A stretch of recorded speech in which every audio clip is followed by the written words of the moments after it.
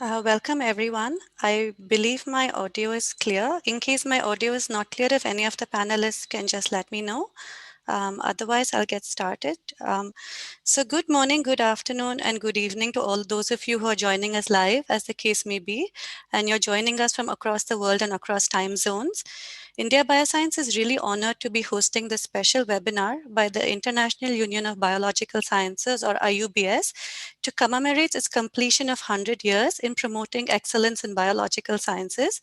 So this webinar is the second lecture in the series, in the Centenary webinar series. And today we're very lucky to have a scientist, a researcher who wears many hats. So he's an award-winning evolutionary biologist, an educator, a science communicator, a film producer, and an author. We're joined by Sean B. Carroll today, who's going to be talking on the Serengeti rules, the regulation and restoration of biodiversity. So after this talk, there will be a live interaction session between Sean B. Carroll and Eric Warrant from Lund University, Sweden, who is joining us as the moderator today. And so here audience questions will also be featured. And we're also joined today by Ella Shashidhara, who's the current president of IUBS. So with that very short introduction, let's move on. So just to let you know a few instructions before we actually get started with the session today. So this webinar is also being live streamed and can be viewed in a few different places. So one of them is on YouTube, the other is Facebook Live, as well as the India Bioscience website. And all of these links are up on your screen and will also be shared with you via the chat box. And so for those of you who are joining us on either YouTube or Facebook, one of our India Bioscience team members will be joining you as well, and they will be sharing all the necessary links via the chat box there. And so in the chance that you experience audiovisual problems with any one of these platforms, you have an option to switch to an alternative platform to continue attending the session. And so with that, let's move on to a few housekeeping rules. And this is just to make your participation in today's webinar that much smoother. So what you see on your screen is how the Zoom interface looks. And this is roughly the same irrespective of whether you're joining us via the downloaded app or the web app. And so first of all, you can see there's a web settings option here, which you can use to set your and test your your audio video settings. As well as I'd like to draw your attention to the three icons at the bottom of your screen. So the one on the left is the chat icon. So you will not be able to communicate with us today via the chat box, but do keep an eye out on the chat box because we will be using this to send you relevant links throughout the session as necessary. But the icon that I would like you to pay attention to is this Q&A icon. So if you click on this, a Q&A box pops up and you can submit your questions to us via this. You have an option to submit questions anonymously as well. And so here I'd just like to add that those of you who submitted questions with the registration form, we have taken these questions into consideration as well, and some of them will be featured during the live interaction session. So with that short set of instructions, I'm going to launch an audience poll. So those of you who are joining us on Zoom, shortly you will see an audience poll pop up on your screen. Please do take a few seconds to answer it. This is really to help us understand who you are, the audience who's joining us today. And so there are two questions about where you're from, as well as what you're doing currently. So I request all of you to participate in the audience poll. I will let it run for maybe another 30, 40 seconds. And for those of you who are joining us via YouTube or Facebook, a Google form with the same questions will be shared with you in the chat window. And so please do fill that up as well. So I'll just let the audience poll run for maybe another 10 seconds. I can see that quite a few of you have already filled it up. I request all of you to fill it up. Okay, perfect. So 5 more seconds and I will end the audience poll. Okay, and so I'm sharing the results. So again, for those of you who are joining on Zoom, You should be able to see the results of this audience poll on your screen as well. So we have people from across the world. A large proportion of you are joining us from Asia, 85%, so welcome. We also have some of you who are joining us from North America, so thank you for starting your day with this webinar. 2% of you are joining us from South America, 9% of you are joining us from Europe, 1% from Africa, so welcome to all of you. We hope you enjoy this webinar. Now, in terms of what you're doing, this is a little bit more of a mixed bag. So we have the top percentage, which is 30% of you are bachelor students. Welcome. We do have masters and PhD students as well, making up about another 35%. We have some postdoctoral fellows, we have educators, we have researchers who are in academia, 17%. We have 1% of you said that you're doing research in industry, and some of you fall into the other category, so you haven't been listed here. So it's really nice to see that across the spectrum we have participants joining us today. So with this, I'm going to stop the audience poll. I'm going to stop sharing it, and I'm going to once again extend a really warm welcome to all of you who are joining us today. Hope you have a wonderful webinar. And with that, I'm going to hand it over to Professor L.S. Shashidhara, who's the current president of the International Union of Biological Sciences. So over to you, Shashi. Thanks, Shantala. Again, on behalf of International Union of Biological Sciences, I warmly welcome all of you to the webinar given by Professor Sean Carroll, I know him for a very long time as a fellow Drosophila researcher for more than 20 years now, but he has moved on to be one of the prominent evolutionary biologist and a science communicator and a science policy expert in the area of evolutionary biology, biodiversity, and education. IUBS is celebrating 100 years, and to commemorate our centenary year, we started this webinar series. The first one was given by Professor Ratan Lal, the 2020 Food Prize laureate.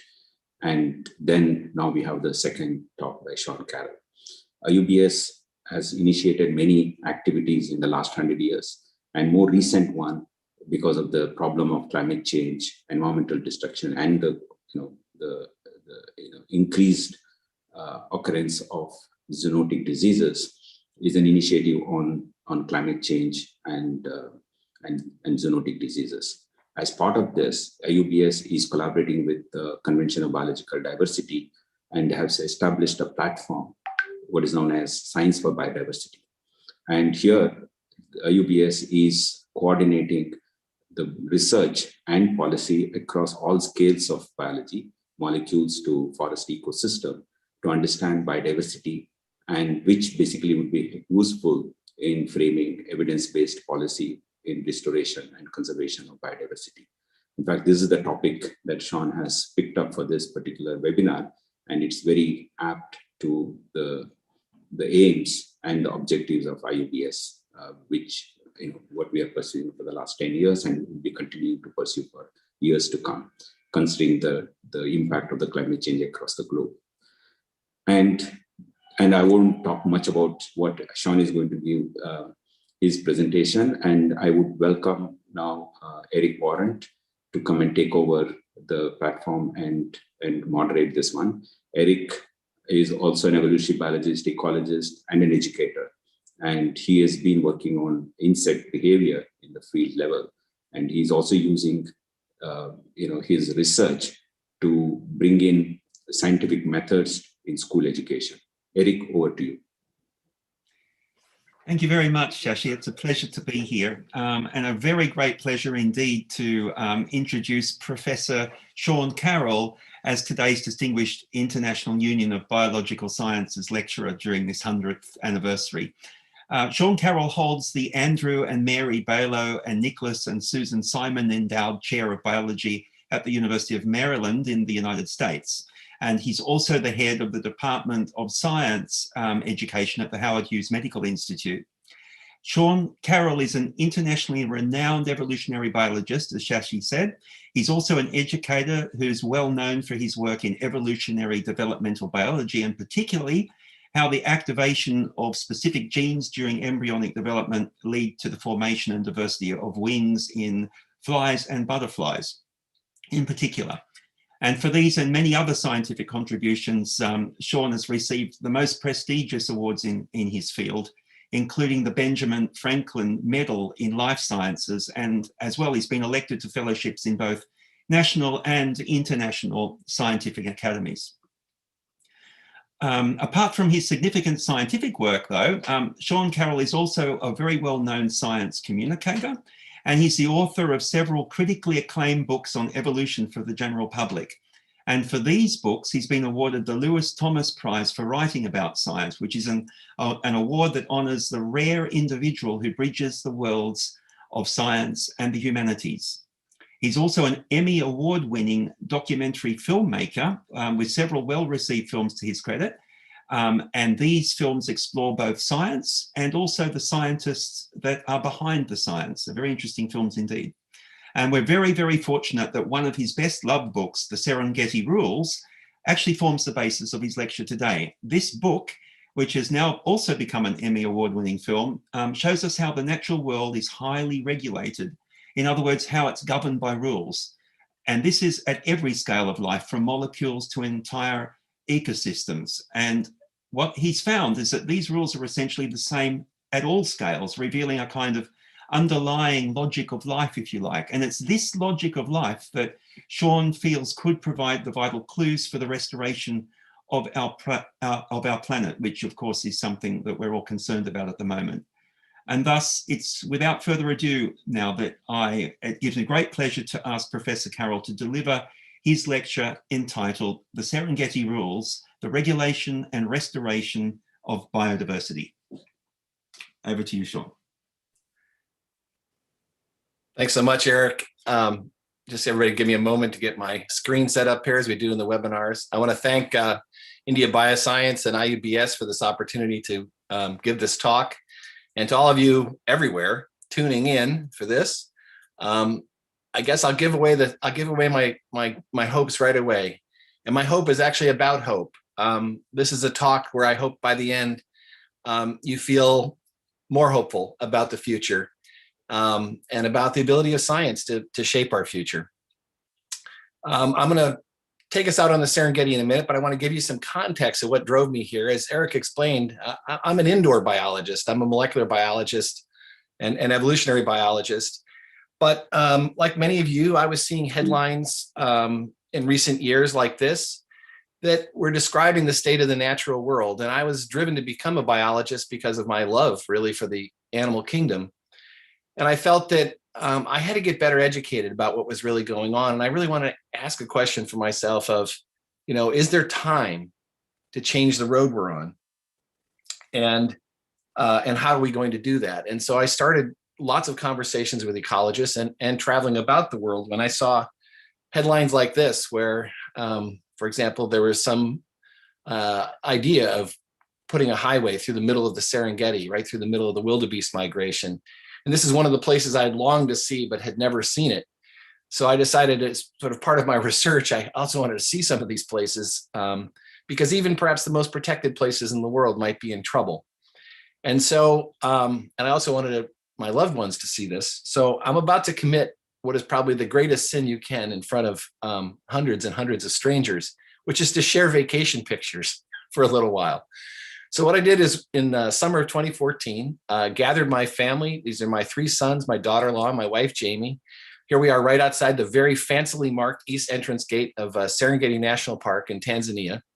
And we were going to go look at the wildlife. And this is June. You can see the grass is a bit brown, and we're going to head in this open top vehicle down this gravelly road. But we were very, very excited. Even though I was a little bit worried, it looked a little bit dry. And as we rolled down the road, I'm looking left and right, and not really seeing much until somebody in the car shouts out, look, there's a lioness. And you can just make her out the top of her right here in the grass. And I'm thinking to myself, now I'm the only biologist in my family. And I'm thinking, if this is what wildlife gazing on the Serengeti is like, I'm in trouble, because nobody's going to want to do this day in and day out if it's going to be this hard to see the animals. But We started to see little streaks of green and then some shimmering water as we made our way up the roads a little bit. And then we came up over a rise, and this is what we saw. Stripes, thousands of stripes everywhere I looked. We saw zebra coming out of this watering hole, probably 2,000 or 3,000 zebra at this place. And as we looked up to the west, coming down at us, the Dawn Patrol. And from that moment on, the Serengeti offered up a canvas of animals of all shapes and sizes and colors, from sturdy warthogs to lounging hippos to sleek impala to majestic giraffe. And, well, need I even say anything more there? And I have to say, as a kid, grew up in Ohio here in North America, no matter how many programs I had seen about the Serengeti on television, no matter how many books I had read, nothing prepared me for or spoiled the experience of seeing this firsthand. The landscape and the wildlife was just absolutely awe-inspiring. But as those first days went by, I'd get a lot of questions in the vehicle. Family would be asking, you know, Dad, why this? Or Sean, why that? And I had to admit the really embarrassing truth that as awestruck as I was, I didn't understand anything about what I was looking at. So I didn't understand why, for example, there were so many wildebeest in the Serengeti, but so few topi, a grazer of very similar size. And I thought, this is embarrassing. I've made my livelihood as a biologist, for my whole life. And in fact, in studying the animal kingdom, as Eric alluded to, I've been studying smaller things, for example, fruit flies and butterflies, but I've been studying how stripes and spots are made and how the animal kingdom evolved. But I knew nothing about the animal kingdom on this larger scale. Now, what I did know was that on another scale, within animal bodies, within human bodies, everything is regulated. At the molecular level, the amount of every substance. At the cellular level, the numbers of all sorts of cell types. Everything is regulated. And that led me to ask the question is, well, what's going on at a larger scale? And I knew that the way we had figured out how things worked essentially at that scale of molecules and cells was that we figured out the rules of regulation. And what I mean by that, allow me a little bit of a sports analogy, is that the strategy has been for decades to identify the key players, in this case, molecules that regulate a process, and then to figure out the rules that govern their play, how they interact with each other. And that's led to a revolution, for example, in medicine. That knowledge has been power, so that if we understand how things normally work, then we can intervene when things are not working normally. So by analogy, I wanted to know, how are the numbers of animals and plants regulated in a given place? Are there rules that govern life at larger scales? Now, if there weren't, the webinar would be over. But there are, and I learned about them relatively slowly over the last few years. And that wound up writing a book about sort of these ecological rules. And I dubbed them the Serengeti rules because they're all on display in the Serengeti. They work across the world. In fact, they're virtually all discovered somewhere else, but they're on magnificent display in the Serengeti. So that's what we're going to explore a little bit today. But the question that's crucial to all of us, and this is why I picked this topic for this webinar of various things that I like to talk about, because I think this is the issue for all biologists for many, many decades to come, which is, can we use what we know about how life works to preserve or even cure ailing ecosystems? So I'm going to start out with a little history of Serengeti and about these basic rules, and then spend the last bit of the talk showing how they can be used to address some of the great wildernesses in the world. So let me start with a little Serengeti history. So really, for about the first half of the 20th century, there wasn't much activity in Serengeti. It was hard to get to. And of course, the world was preoccupied with 2 world wars. So it wasn't really till after World War II that folks started coming to the Serengeti, and those folks were often biologists. And when they got there, they were awestruck, just as I was. And they did what, of course, biologists are going to first do when they encounter such large numbers and different kinds of animals. They're going to count them. So one of the first tasks of those biologists is to figure out what's exactly in the Serengeti. So a father and son team, a German father and son team, Bernard and Michael Jimmick, undertook this task. And I'm going to show you a clip from a 1959 documentary of how they counted the animals in the Serengeti. So this is them plotting out their plan. Bernard and Michael, they're going to get into their very handsome plane here in a second. And they all have got clipboards, they've got pilot, they've got several spotters, they got maps of the Serengeti. Here's their plan. You're going to see this in graphic form. This is what screen graphics looked like in 1959. This is their plot. They're going to fly transects across the Serengeti, back and forth, counting the animals.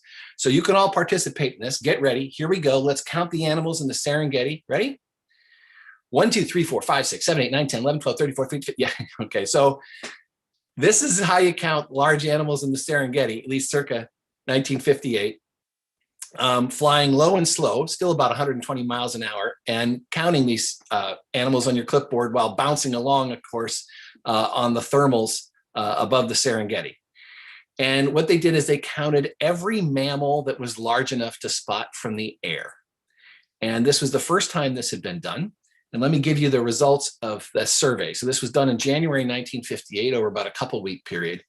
And they counted 99,481 wildebeest, not 480, not 482, 481, 57,199 zebra, 5,000 or so topi, about 1,800 buffalo, just 60 elephants, almost 367,000 large mammals in total. Now they allowed that maybe, as you can imagine, over a couple-week period, they couldn't count at night, and the animals did move around, but they felt that probably within 10% or so, they felt they had counted all the animals in the Serengeti ecosystem. Now, confronted with such huge numbers, they naturally, they worried. They wrote, were there enough plains, mountains, river valleys, and bush areas to maintain the last giant herds still in existence? How could this place support so much wildlife? And could it continue to support so much wildlife? Well, the answer to their question was actually forthcoming in a relatively short period of time, but it wasn't the answer that they expected or feared. By the mid-1960s, when this Oxford undergraduate got his first glimpse of the plains, something was happening on the Serengeti. Now, Tony Sinclair came as an undergraduate to Serengeti to study the birds of the Serengeti. But when he got there, he was immediately deployed in the annual census of wildlife. And in the course of that census, made an observation when the count in 1965 was compared with earlier years. And what he found was that there was a bit of a mystery as to what was going on in the Serengeti. In that, whereas in the 1965 count counted 37,000 buffalo, only 16,000 had been counted in 1961. So it seemed like the number of buffalo was increasing on the Serengeti. And this was startling. This is just something that large mammals don't do. They don't suddenly shoot up in numbers. So Tony, in the course of that summer, who became absolutely enchanted by the Serengeti, he decided he wanted to do his PhD work, his doctorate work on the Serengeti. And when talking with the scientists in the Serengeti, he said, would you like to study buffalo? Can a bird man study buffalo? And Tony said, I'll study anything. So he in fact did study buffalo. And in the course over the next about 12 years or so, he addressed not only this buffalo mystery, but some broader questions about this magnificent place, the Serengeti. And those questions were, why were the buffalo increasing? What explained the great differences in the numbers of different kinds of animals in the Serengeti? And what Tony really wanted to understand in his heart was, why is the Serengeti the way it is? So his work picked up with that buffalo mystery. And the first thing he wanted to know was that this was not a counting error, a census error, or anything like that. Were in fact the buffalo increasing? And over the ensuing years, it was quite clear that the number of buffalo was increasing from 16,000 in 1961. And you can see here all the way up to 58,000 by 1972. So he thought, and this was a major part of his thesis, why was this so? Why would the buffalo be increasing? So regardless of whether you're an ecologist or not, you could give this some thought where you are. Why might the buffalo be increasing? So he thought about the various possibilities. So let's run through those. Perhaps the most obvious one was, well, maybe in earlier years there was less food and now maybe there's more food. But by doing those surveys every year in the Serengeti and by knowing what the buffalo ate, which was grass, they knew that in fact the forage available to the buffalo was actually stable over that period of time.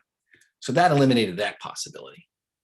Now your minds may have already raced to, well, okay, if it's not more food, maybe there's fewer predators. Maybe there's fewer things around that are eating buffalo. So Tony investigated this very seriously. In fact, he investigated the cause of death of buffalo when he found carcasses on the Serengeti. But also there were other scientists working in the Serengeti at that time, just getting started on long-term studies. And they were looking at the number of predators. And in fact, lions are the only predators large enough to take down adult buffalo. In fact, the number of lions was going up in the Serengeti. So fewer predators didn't explain that. So if not more food and if not fewer predators, why might there be more buffalo? How could numbers be going up? And Tony thought of one other possibility, and maybe it had something to do with disease. He knew that there was a very notorious disease that broke out with some frequency on the Serengeti and devastated animals as well as livestock in the cattle, for example, of the Maasai pastoralists. This disease is called rinderpest or cattle plague, and it arrived in East Africa in the late 19th century. And it hit three species to keep in mind: cattle, buffalo, and wildebeest. And it was thought that wildlife were the reservoir of this virus. Now, right about 1960, there was a serious effort to improve vaccination, to improve the vaccine for rinderpest, and to deploy that vaccine across parts of East Africa. So Tony knew there was a cattle vaccination program going on. And he thought, maybe that cattle vaccination program was having some sort of spillover benefit on the wildlife. Now, how could he figure this out? So what he thought was, well, if rinderpest was perhaps disappearing from the Serengeti, that might show up, at least in the bloodstream of wildlife, might be reflected by their immunity, by the antibodies to the virus, such that animals that have been exposed to the virus would have antibodies, animals that have not been exposed to the virus would not have antibodies. And so what he decided to do was to look at animals of various ages and see whether they had antibodies to the virus. And this is his first eureka moment. This is when he made his first discovery. And what he found was that while older animals almost all had antibodies to the rinderpest virus, younger buffalo born after 1964, 64 or beyond, had no detectable antibodies.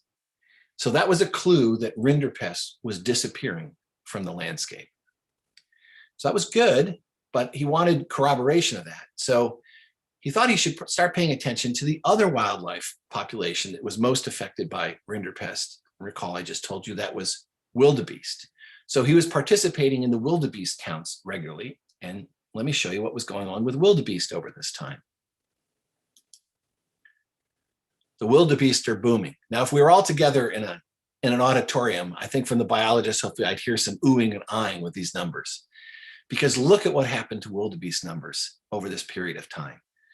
Reaching in 1977, 1.4 million animals. So remember, the Jimics were concerned that the Serengeti couldn't hold the 370,000 mammals they counted. There were now more than 1 million more large mammals in the Serengeti when the Jimics made that count. Wow. So the Serengeti could carry more animals. And also it was telling them that their ideas about, for example, wildlife being the reservoir for this virus doesn't make any sense, because if in vaccinating the cattle, the wildlife thrives, it actually tells us that the cattle was the reservoir for the virus. And just to check out whether this was corroborated serologically in the bloodstream of the wildebeest, Tony did the same study in wildebeest that he did in buffalo. He looked for the presence of antibodies in different aged wildebeest, saw the same pattern. Older wildebeest had antibodies to the rinderpest. Younger wildebeest, in fact, those born after 1963, did not show antibodies to the rinderpest virus. So this vaccination program against this virus that came in with cattle in the late 19th century seemed to be having this spillover benefit to at least 2 species on the Serengeti. But at the same time that Tony was conducting his studies, there were other scientists on the Serengeti who were looking at other changes taking place in this magnificent system. And I'm going to mention 3 of those observations, and then we'll see whether or not we can sort of connect the dots here. The first has to do with the annual phenomenon of fire in the Serengeti. So these fires burn regularly, triggered by storms. Some of them are set intentionally, but measurement of the area and intensity of those fires showed that over time, both the area and intensity had dropped considerably across all parts of the park. So whereas in 1962, the vast majority of the park burned and these were relatively intense fires, 10 years later, less of the park was burning and the fires were less intense. Okay, other folks studying other animals noted, for example, that over the first part of the 1970s, the number of giraffes had increased markedly on the Serengeti. And who doesn't like more giraffes? And then Tony also decided that he was going to monitor the tree populations in the Serengeti, because the sense at that time was that trees were disappearing from the Serengeti plains. And he thought that if he monitored this over a long period of time, essentially he'd be able to create a photo documentary record of how the plains were being turned over from a woodland, for example, to pure grassland. And as he monitored this over the decades, he observed the complete opposite of what he expected. What he saw, and unfortunately some of these pictures, at least the first picture, is taken a little bit in a shadow, but if you can see here in the upper left in 1980, you see the spacing of acacia trees across the Serengeti plain, and maybe you can tell a few years later that there's some smaller trees intermingled there, and it's filling in a little bit by 1991. But if we let this go for about 20 more years, you can see that there's far more trees on the Serengeti than 30 years earlier. Okay, so how can we connect these dots, right? I've told you about a bunch of changes on the Serengeti. Well, let's see. We know that one of the big factors must be the eradication of rinderpest. And that's leading to having more grazers, more buffalo, more wildebeest on the Serengeti. Now, of course, what do they eat? Well, they eat grass. Well, all that grazing means there's less and shorter grass left over, particularly by the time the dry season comes at the end of the wet, and after these animals have had a good feeding. And of course, what is it about grass that we should be thinking about? Well, of course, grass is the fuel for fire. And so with less and shorter grass, you have fewer and less intense fires. And then what might be the connection of those fires to other changes on the Serengeti? Well, you can imagine that those fires would be very, very tough on young seedlings, on young trees. But with less and fewer fires, you wind up with more trees. And those more trees mean more food, for example, for giraffes, but more nesting sites for birds, more cover for predators. And in fact, that less and shorter grass was also better habitat for things like butterflies on the Serengeti. So what was happening was you had more trees, you had more giraffes, you had more predators, you had more birds, you had more butterflies, you had more dung beetles, you had more. So this unleashing of the wildebeest and buffalo populations was transforming the Serengeti. So if you ask, I know most people, if they watch, films on television, they think, what makes the Serengeti the way it is? They're going to think, well, it's that battle, they're going to show you a cat taking down some antelope or something like that. But if you ask Tony Sinclair what makes the Serengeti the way it is, it's 1 million lawnmowers. It's the population of 1 million or more wildebeest. And that very humble action of just grazing on the grass, multiplied 1 million times as they make a circuit, a migratory circuit of about 600 miles around the ecosystem. And these wildebeest have profound effects on the whole community of the Serengeti. And that brings me to my first Serengeti rule. There's 4. And the first rule is that some animals are more equal than others, borrowing a bit from Orwell, stealing from someone else I'll mention in a second. What we mean by that is ecologists use the term keystone species to describe species that have a disproportionate effect on community diversity. So there are some species that dramatically affect the diversity of other creatures in the ecosystem. We call these keystones. It's a term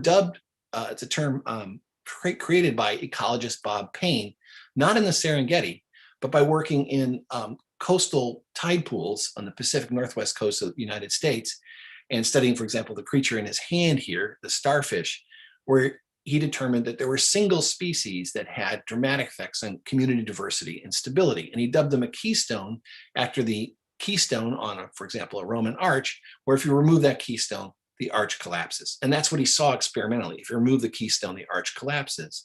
And as we saw that when in the Serengeti, when wildebeest were far fewer, then there was much less of everything else. Now, Payne coined another important term to describe this chain of connections between different organisms in the ecosystem, working its way through the food chain. And this system where the grazing of the grass, which affected the fire regime, which affected trees, which affected giraffe, et cetera, is referred to as a trophic cascade. Trophic levels referring to the food chain, and the cascade meaning these cascading effects that are mediated through the food chain from one animal to another. So the grazing of the wildebeest having, for example, an effect on the number of giraffes. Who would imagine any connection between wildebeest and giraffes? But the connection is mediated through the food chain. And Payne dubbed this, which is our second Serengeti rule, trophic cascades. And this means that some species have strong indirect effects on other species through trophic cascades. So we've got 2 rules already, keystones and trophic cascades, telling us something that not all animals are equal in these systems. Some have a greater effect.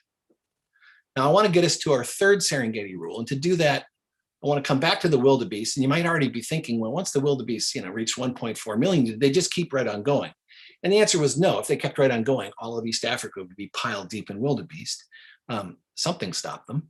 Something regulates the wildebeest. And in fact, that 1.4 million number in 1977 was the peak count of wildebeest. And they leveled off over time to more around about 1 million. And so what we'd like to understand is, well, what would make them level off? So once they started growing, what would then cause their populations to slow down? So to understand what regulates the wildebeest, we have to sort of think formally what's possible. So the wildebeest, they graze on grass, but you also know that they are taken by predators. So you have really 2 formal possibilities. Either the wildebeest could be regulated by the amount of food, or they could be regulated by predators. And we refer to that as either being regulated by predators from the top down or by food from the bottom up. Before I tell you the answer about wildebeest, I want to just talk about the Serengeti in general, because this is another huge contribution of Tony Sinclair and his collaborators. And for me, this is what I wish I knew when I went on my first safari there, to be able to explain, at least to my family, what was going on with all the other animals. So the Serengeti mammals, all Serengeti mammals have the same sort of formal possibilities. They could be regulated from the top down or the bottom up. And to figure this out, what Tony, Simon Mduma, and Justin Brashears did over a long period of time is they logged the cause of death for animals that they found on the carcasses that they found on the Serengeti. And they found a really interesting correlation plotted here in it's one of my favorite graphs that I've ever come across. And they're plotting the percent of mortality due to predation versus body size. So let's start up here in the upper left with, for example, the oribi, one of the smallest mammals they monitored. And you can see that for the oribi, virtually the cause of death for virtually all of them is predation. It's small enough that it's actually taken by about 10 different predators, not just the cats, but also things like jackals, also large snakes, also large raptors. So you can sort of think, if you're, what oribi parents say to their young, gee, someday you'll grow up to be food. And you can see that's also true for a bit larger animals like impala and topi. But if you come down here to the lower right and you look at the level of predation, it's essentially 0 for things like elephants and hippos and rhinoceros, and pretty much true that for giraffe. No predation at all. And of course, these are very large body size animals. And what you're seeing are really 2 different strategies. This is sort of the live fast, die young strategy in the upper left. Reproduce very mature, reproduce very quickly, smaller body size. On the lower right here, which is, I sort of call it the Marlon Brando lifestyle, which is it's the all-you-can-eat lifestyle, get really big, so big that predators can't take you down. And of course, the limit there is that it takes a long time to get that big and you require a lot of resources. And so what it turns out is that these animals down here are regulated by the amount of food, and these animals up here are regulated pretty much by predation, and some animals are sort of in between. And for the wildebeest, it's about food. Food regulates the wildebeest, and this is a function of their density, and this is generally true of how food regulation from the bottom up works. It's a matter of density. And think about sort of the Serengeti filling with animals. Think about what Tony was able to witness over time as it filled up with wildebeest. And what you're really looking at is growth regulation that depends on sort of the per capita amount of food available. So growth rate is high when food per capita is plentiful. So when the animals were at low density and rinderpest was beginning to be eradicated, then you saw a high growth rate up to and past 1 million, actually sort of overshot 1 million or so. And then when food declines per capita, you see that it becomes limiting and actually the population tapers off. And the crucial period in the Serengeti is the dry season. In the most difficult dry seasons that Sinclair witnessed, mortality as much as 30% of the wildebeest population died during the dry season. So the food is not available all year round in the Serengeti, and the dry season is a particularly difficult bottleneck. So food acts almost like sort of a thermostat in your house, which is when populations drop, there's more food available and the population rebounds. When populations get large, there's less food available per capita, and that's going to damp down the population numbers. So it's a function of density, and this brings us to our third Serengeti rule. And it's the regulation of some species depend upon their density. And this rule is very important because it explains why and how populations can rebound sharply after their numbers are reduced. Now you might be wondering, again, this density-dependent regulation was discovered elsewhere. Trophic cascades were discovered elsewhere. I've told you all about this on the Serengeti. So why did I tell you about this in terms of buffalo and wildebeest and these rules? And that's really because every place is a Serengeti. Everywhere where this sort of structure exists in the community, where there are plants, the primary producers that are grazed upon by herbivores, and those herbivores are in turn taken by some predators, you have the opportunity for keystone species, trophic cascades, density-dependent regulation to exist. So when we encounter systems that we've been messing with across the globe, we might be asking, well, is everything working here? Are all these levels working properly? And to assess that, we then have to, and imagine we might, and to consider intervening in ecosystems, we have to know the rules of regulation in any particular system. We have to be able to identify, as I gave you the analogy at the molecular level, the players, in this case, the species that regulate community structure. We have to figure out the rules that govern their play. And then we have to think about how to replace what's missing or to fix the broken links in these ecosystems. And I want to finish today by telling you 2 short stories about places in the world that are being restored using these rules. The first is an iconic place in North America, Yellowstone. It's actually referred to as the American Serengeti. If you've been there, or if you've especially been there in fall, one of the iconic species in the American West is the aspen tree. But botanists working in the Yellowstone area were struck to discover that the aspen, there was something really weird going on with these aspen populations. And without just studying the graph too much here on the right, the point is that the aspen were essentially senescent. There were very few young aspen in Yellowstone. In fact, for decades, they're essentially missing classes of aspen. So the aspen were all relatively old, and there were not many young aspen. And the question would be, why would this be so in Yellowstone? Well, there's a little hint here. One of the biologists that worked on this, Bill Ripple from Oregon State, he's looking at the trees, and there's a telltale sign on these trees of what's going on, which is you can see that all that bark is stripped up to a pretty great height. And that's because of browsing by elk. And you can see they've all been hit. So the possibility was that maybe the elk are really keep suppressing the aspen population. Well, why would that be the case? Why would there be excessive elk browsing? It's as though something, was maybe missing, that if elk browse on aspen, maybe the elk aren't being controlled. And some of you may know this story. What was going on in Yellowstone was that, yes, there was a major predator missing, and that was wolves. The last wolves had been exterminated from Yellowstone in 1924. And if you look carefully at that graph I showed you a couple slides ago, there's an uncanny correlation between that missing class, when you start seeing missing classes of aspen, and the extermination of the wolves. So if wolves are not there to control the elk, then the elk are overabundant and suppress the aspen. Well, if this is really the case, then what we might do is reintroduce the wolves into Yellowstone. And after a 20-year battle, wolves were in fact reintroduced in 1995. Here's the first wolf coming back into Yellowstone.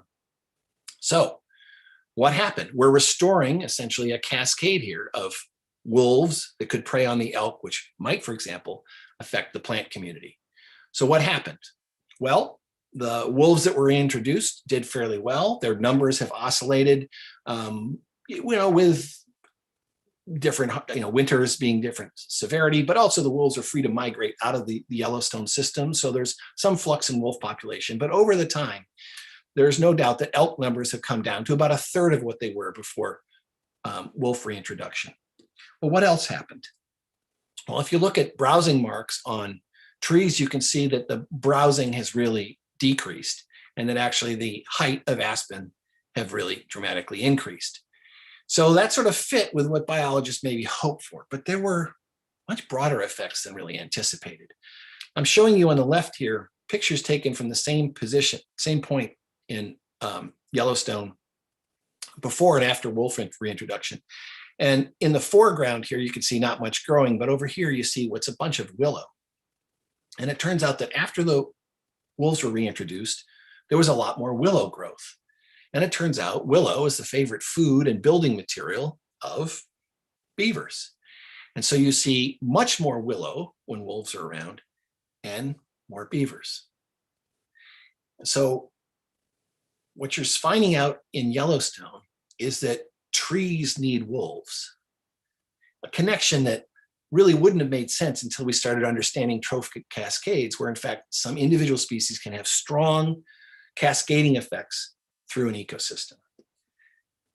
But the recovery was so broad, cottonwoods, willow, aspen, populations of things like beaver, that started to affect trout in the streams of Yellowstone, that this brings to me the most important Serengeti rule, the one that I really hope you'll take away with you from this lecture.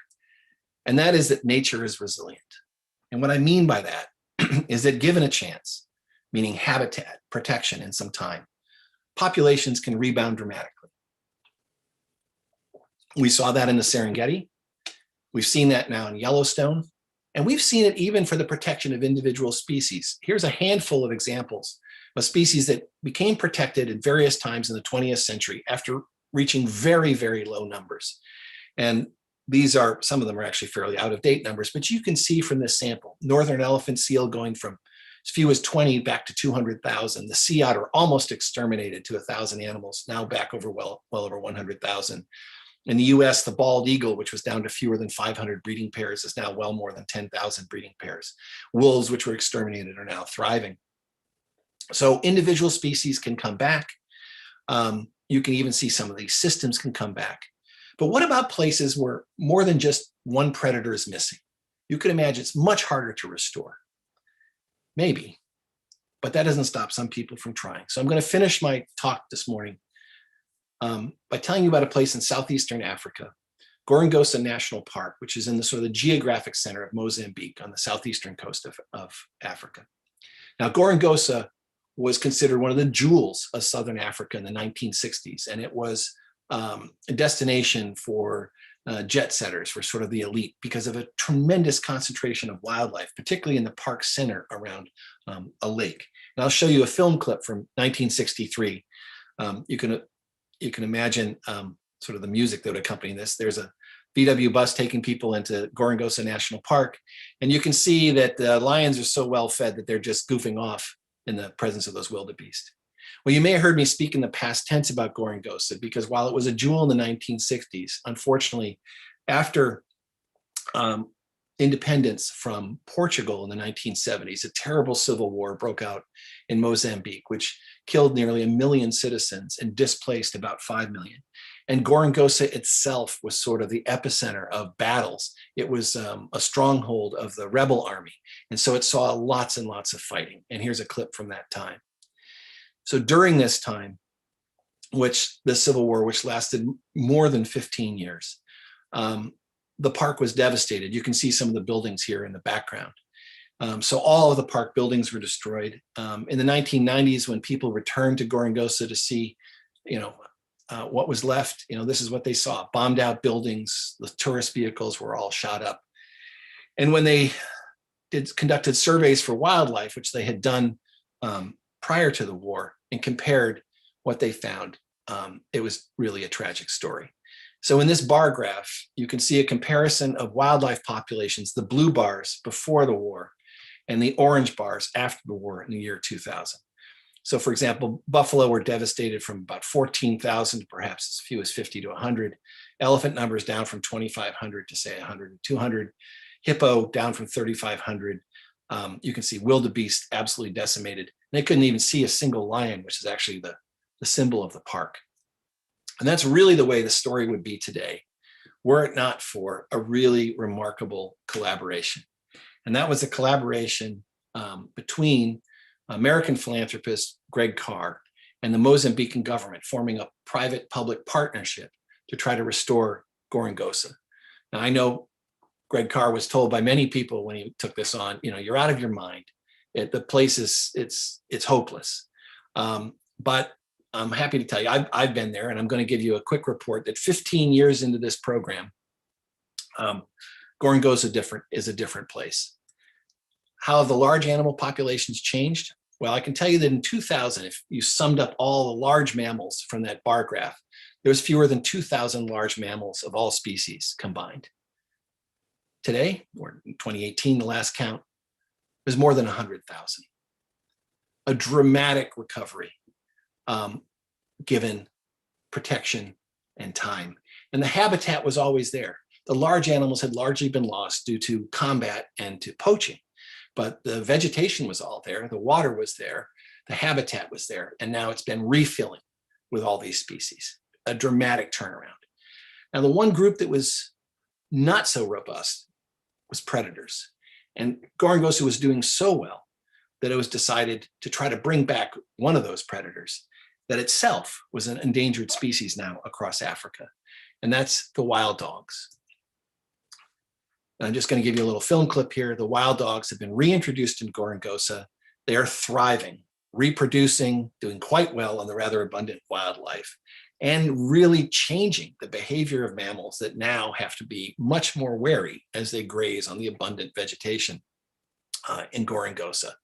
So this is one of those Serengeti rules implemented right there, which is the herbivores, which have been kind of running without any check, reintroducing these predators is now changing the balance in Gorongosa.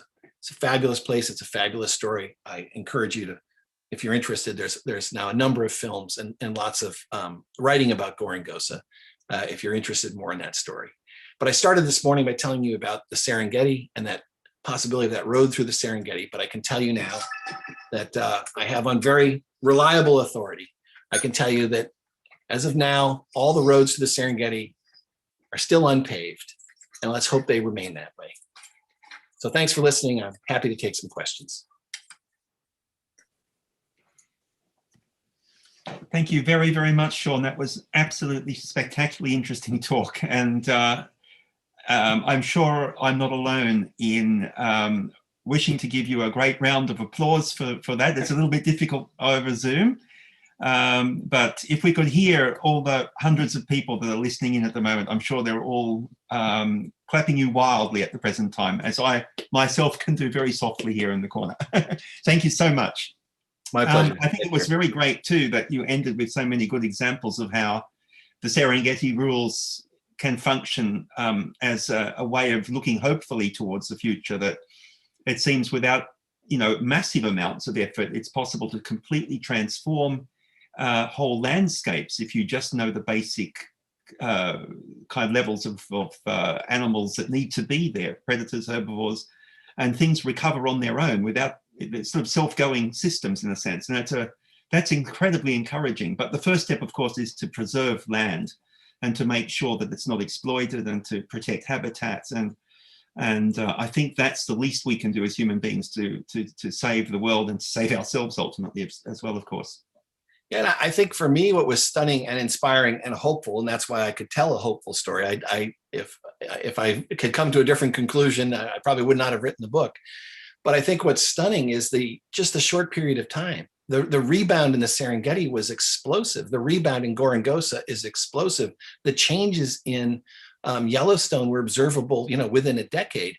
If we said, well, if we do this, the world will be a better place 100 years from now, that's sort of hard to get everybody on board. But if you can see it essentially happen before your eyes, and a lot of the healing is nature healing itself. It doesn't require, in fact, does not require fantastic amounts of money, things like this. It just requires protection and time. Then we can see these places come back, and I think that only encourages then yet more examples, yet more efforts being made. Or in fact, you know, the Gorongosa that exists today is very different than what it was 50 years ago. It's not going to be exactly like what it was. It needs still some more sort of ecological engineering by reintroducing predators and things like this. But nonetheless, it's a functional system, albeit in a different state. Yeah, indeed. Yeah, and it's incredibly heartening to see the changes that you've documented in your talk. It's wonderful. But we do have, as you can imagine, quite a number of questions. Happy to do my best. Yeah, they're on different platforms. We have people that are watching directly on Zoom, others watching via YouTube, all these other channels that we were shown in the beginning. I'm going to, there are so many questions, it's going to be hard, of course, to be able to answer all of them. So I apologize in advance to the audience that it's not going to be possible to go through every question because we only have a limited amount of time. So I'm going to start by asking a few questions here now. And I apologize in advance for mispronouncing anybody's name that has actually asked the question. So I'm going to begin with a question from Rakashita Ravi. And the first question that is asked here is, can wilderness restoration combat the extent of habitat loss and fragmentation that exists today? I think that's a very relevant question, actually. Yeah, very relevant question. So I think, great question. I think, you know, what we're trying to do is understand what these organisms need is space. They need their space to do their normal behaviors.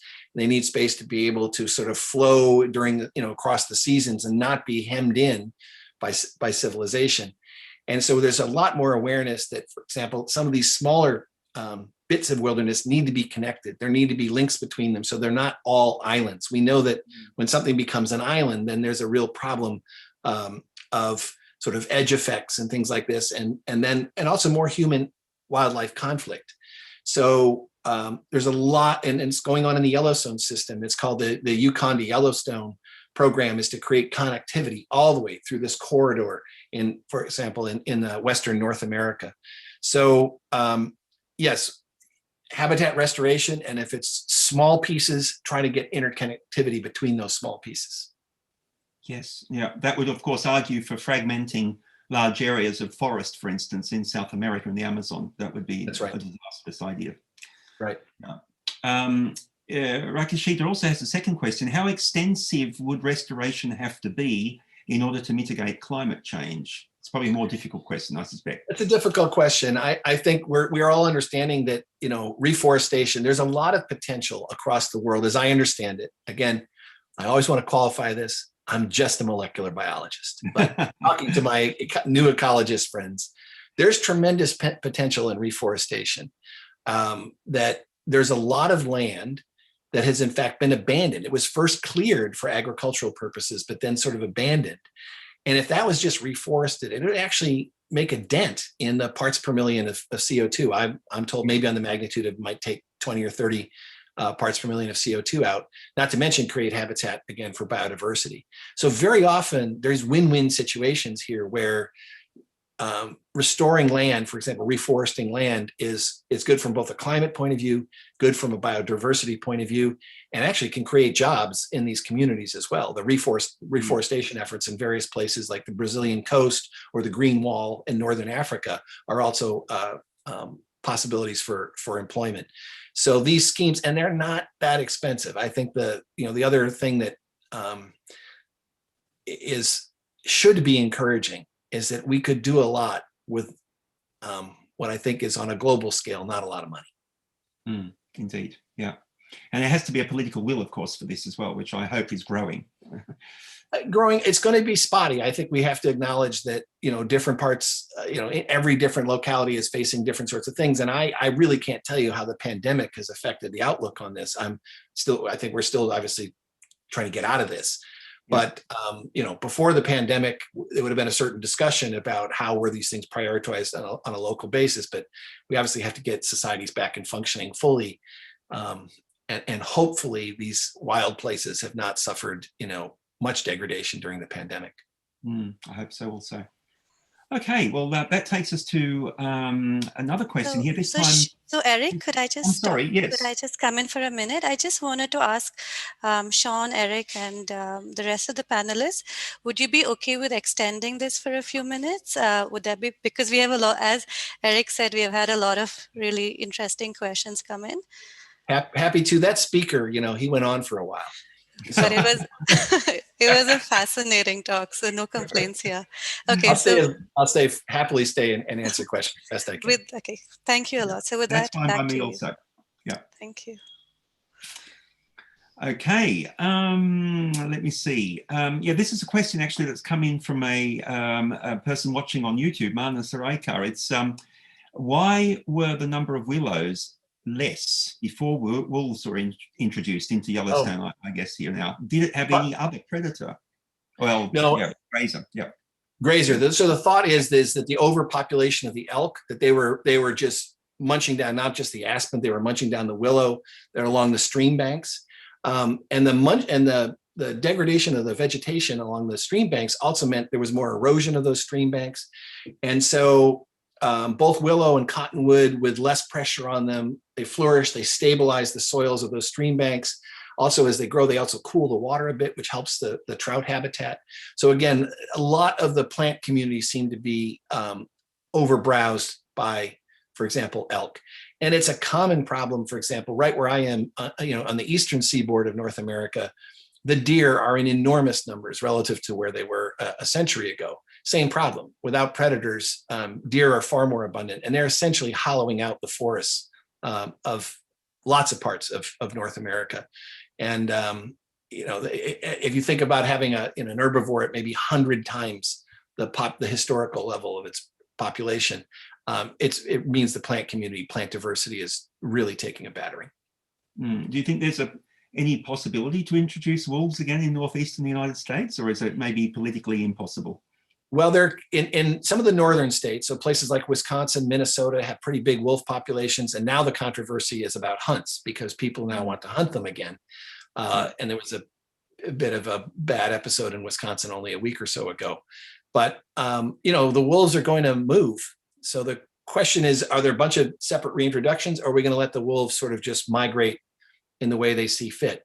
And there's just going to be a political battle between people who want to hunt them and people who want to see them flourish. So the wolf populations in North America are definitely increasing, and therefore the potential for conflict with livestock is increasing. Although it's a very small dent on livestock when you look at the numbers. Yeah, yeah, it always is. It's very emotive, though, unfortunately. Yeah. Okay, and we have a very interesting question actually coming in now from Zoom, but an anonymous attendee though. What are the criteria that make a species a keystone species for an ecosystem? And can the keystone species change over time for the same ecosystem? I think it's a very interesting question, actually. Great question. Maybe Eric, you're going to have to help me out on this one. But so yeah. Keystone it's sometimes it's been able to be demonstrated experimentally by like removal experiments. Sometimes it's sort of inferred by perturbation. So in the wildebeest case, the perturbation was the rinderpest, and you saw the effect going from low wildebeest population to large wildebeest population. It's not, I don't want to create the idea that there's always a keystone in every community, nor that there's always just one thing at the top. In many cases, the predators, apex predators are keystones. In this case, you see the herbivore, like a wildebeest is a keystone. But we know, for example, that pollinators are keystones because they affect the diversity of all sorts of communities. But for example, the wildebeest in Kruger in South Africa, not a keystone.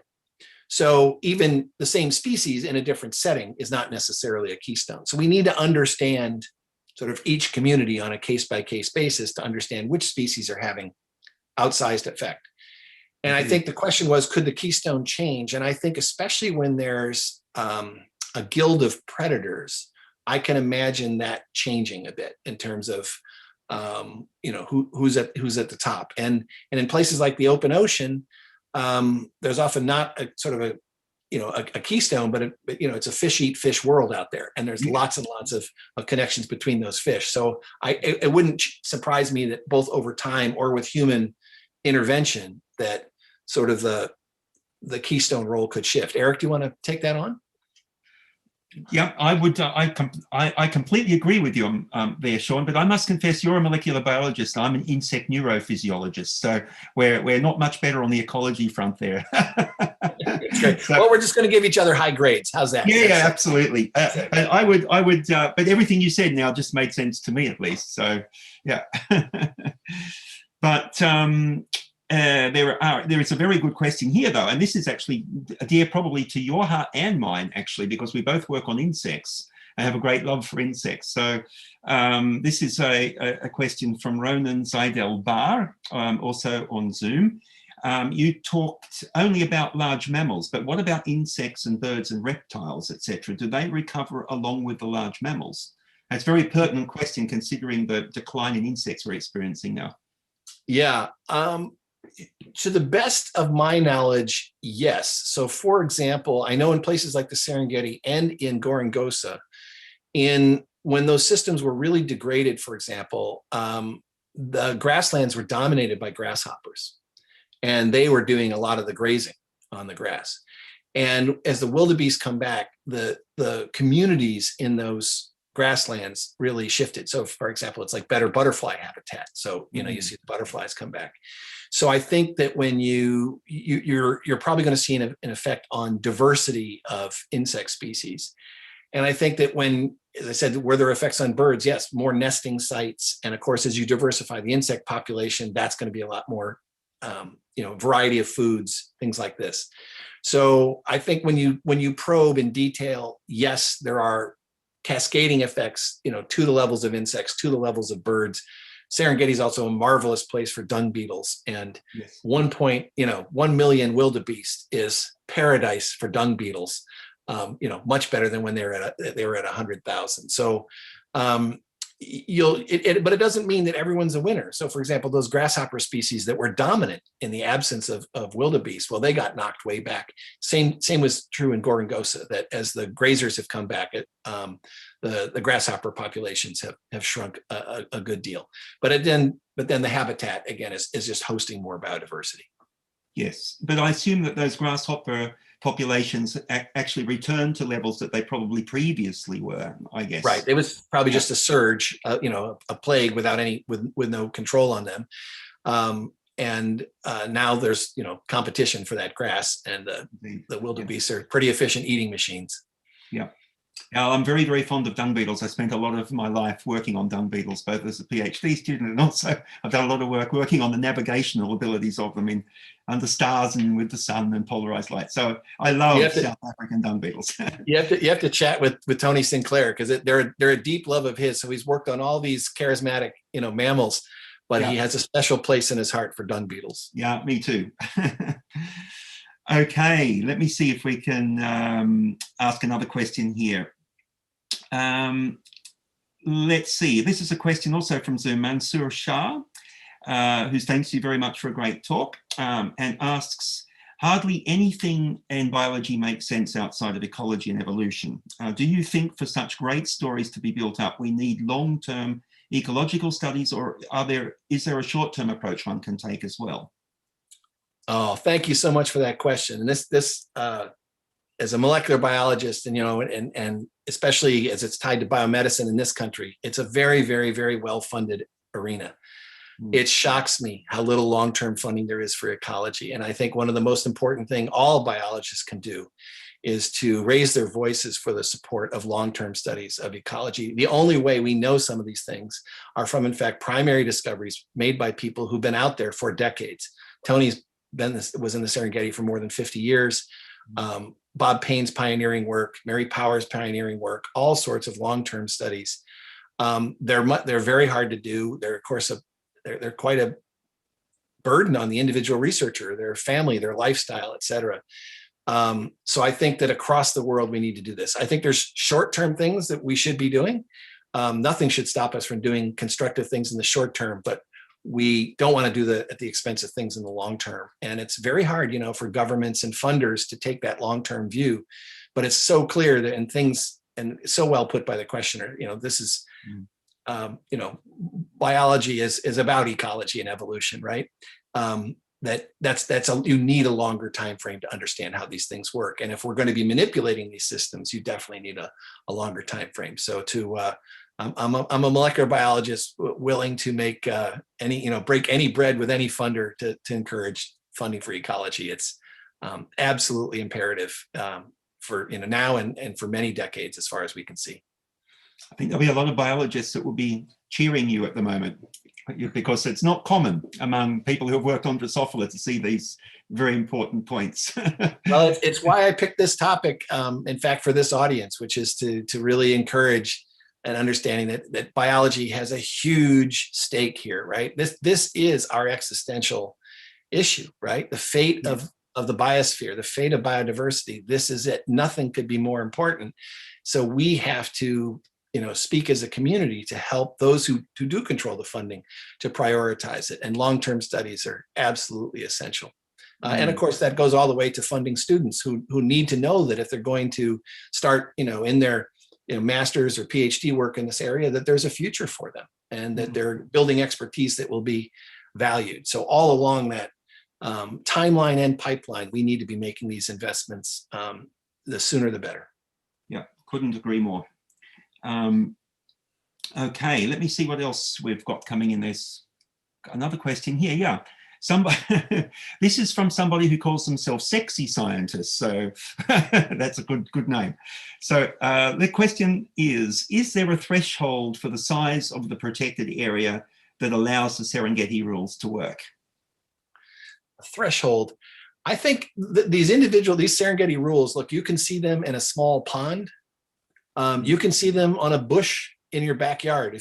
Wherever there's, plant material, something grazing on it and something eating those grazers, these rules can be in place. So they work across scales. Serengeti is just this magnificent scale to see these things. And of course, kind of hard to do experiments on the scale of the Serengeti.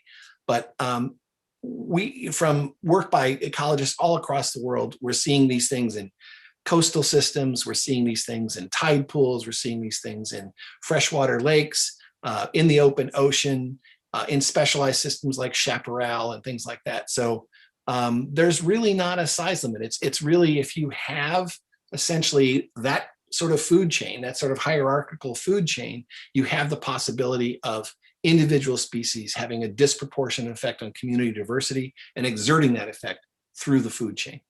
Yes. And actually, that's a very interesting point that, I mean, as an Australian particularly, and seeing the problems with introduced species that have entered the habitat. This is also a question, a number of people have had something similar as a question here.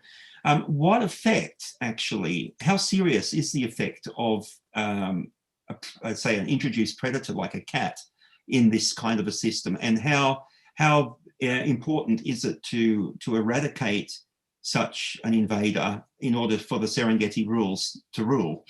Yeah, thank you for that. Yeah.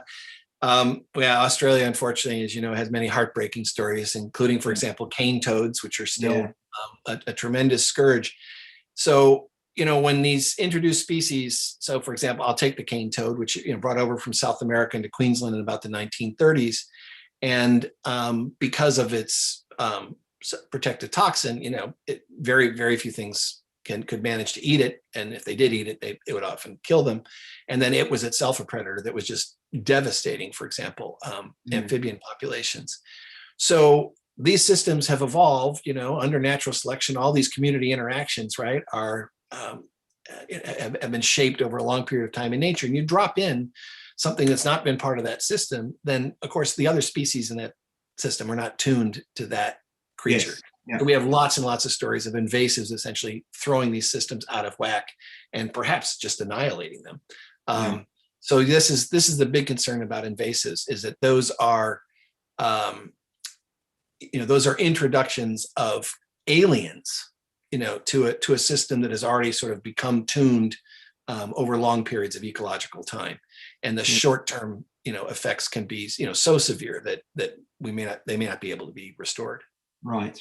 Okay, so that is a tremendous threat then to your ideas. Tremendous threat, and humans have given great mobility to species, you know, around the world, sometimes deliberately bringing them, many times by accident. And so this is yet another dimension, you know, of you know, our impact on all these food chains, is that, you know, sometimes, you know, we're taking these animals deliberately for our food, but sometimes we're introducing things that are throwing these systems out of whack. And that's the, you know, there's just too many examples to enumerate. Yes. Yeah, I'm afraid you're right. Okay, well, we're very soon running out of time, Sean, so I might see if I can find one more question here. Let me see. Susama Anagiri, who's coming in from Zoom. Would the interspecies competition play a significant role in the population dynamics, especially when the density becomes rather high? Absolutely. Great question. Yes. Interspecies competition, I think, you know, ecologists have thought about competition a great deal. So yes, when you see the refilling of the system, it's sort of a race to that food. It's almost as though, you know, with all numbers suppressed in a place like Gorongosa and food being very abundant, you know, all of a sudden it's sort of the buffet is open and everything's eating, but eventually there's going to be competition for some of those resources. And Rob Pringle, Princeton ecologist, is looking at this very carefully because he's been studying stable systems, for example, in Kenya. And he sees that sort of the herbivores sort of stay out of each other's way. They are specializing on foods. You would say they kind of stay in their own lane. But in Gorongosa, during this rebound, you have, and he's studying very carefully what's being eaten by the different grazers, you have a lot of animals, different species eating the same thing. So they are in competition with each other.